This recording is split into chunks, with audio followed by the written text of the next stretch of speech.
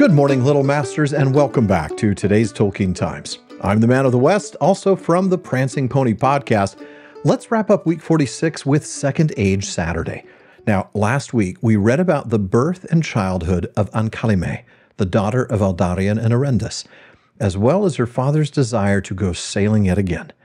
Today, we will see the toll that Aldarion's long journeys finally takes on Erendis' heart. Now, last week we wrapped up as Aldarion claimed his wife could not bind forever in soft bonds the king's heir and promised that he would soon return. Well, let's see what happens next.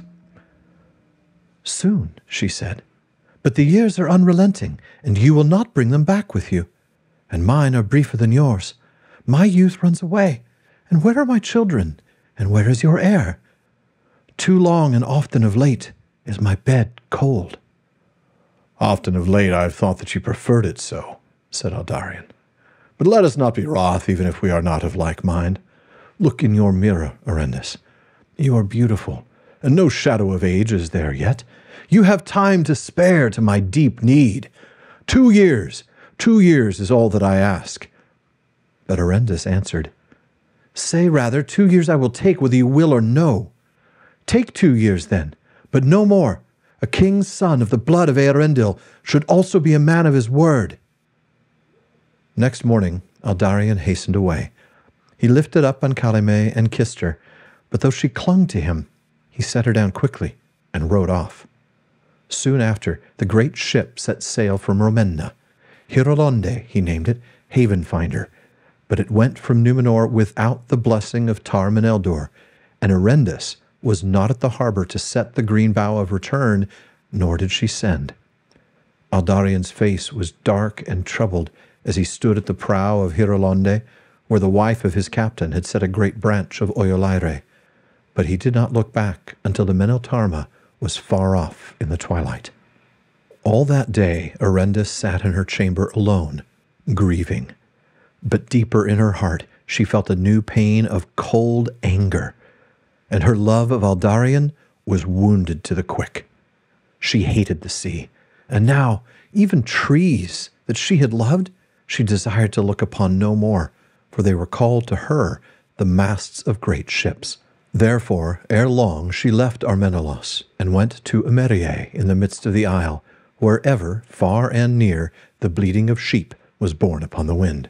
"Sweeter it is to my ears than the mewing of gulls," she said, as she stood at the doors of her white house, the gift of the king, and that was upon a downside facing west, with great lawns all about that merged without wall or hedge into the pastures. Thither she took Ancalime, and they were all the company that either had.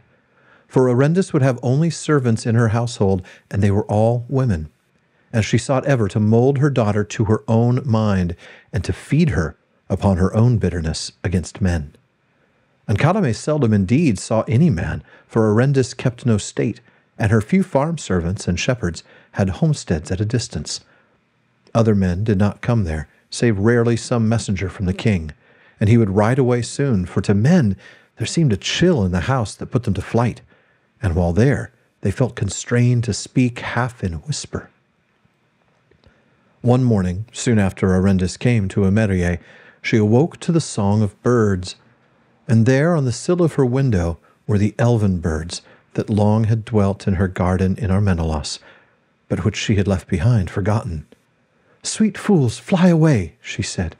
"This is no place for such joy as yours." Then their song ceased, and they flew up over the trees. Thrice they wheeled above the roofs, and then they went away westwards. That evening they settled upon the sill of the chamber in the house of her father, where she had lain with Aldarion on their way from the feast in Andunie, and there Nuneth and Beregar found them on the morning of the next day. But when Nuneth held out her hands to them, they flew steeply up and fled away, and she watched them until they were specks in the sunlight, speeding to the sea, back to the land whence they came. "He is gone again, then, and left her," said Nuneth. "And why has she not sent news?" said Beregar. "Or why has she not come home?" "She has sent news enough," said Nuneth, "for she has dismissed the elven birds, and that was ill done.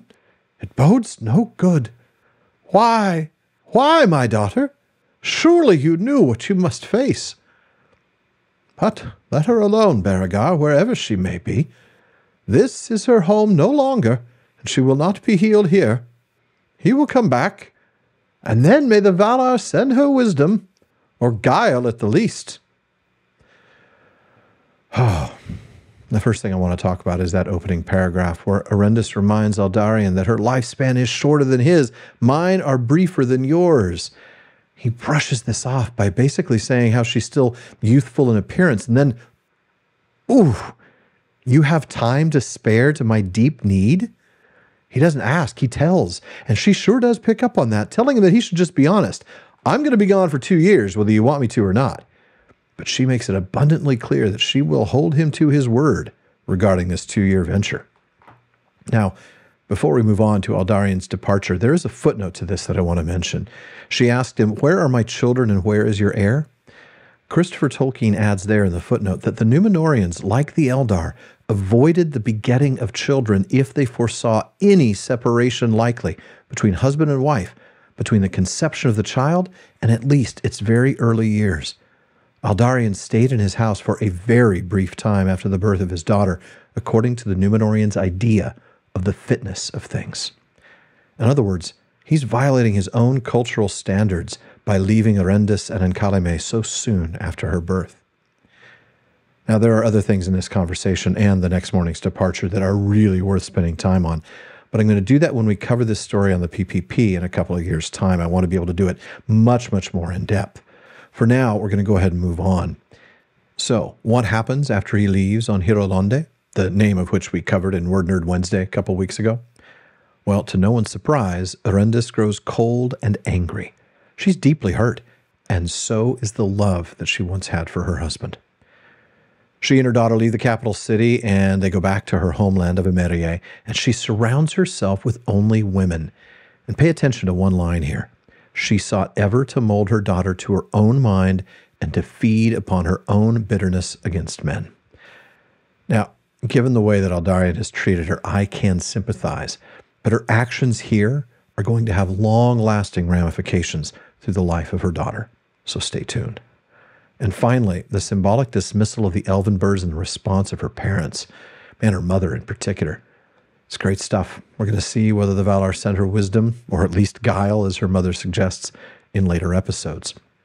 For now, though, that does it for this week's Second Age Saturday. Thank you for joining me. Be sure to come back next week as Aldarion's 2-year timer expires and he is nowhere in sight, while Encalime meets a boy. Please visit patreon.com/TolkienTimes to learn how you can support the show, get an ad-free feed, join my content council, get a bonus episode every week, and more. And please, if you're watching this on YouTube, like and subscribe. Please follow or subscribe in your podcast apps, and everybody follow @TolkienTimes on social media. Finally, as Faramir says, go with the goodwill of all good men.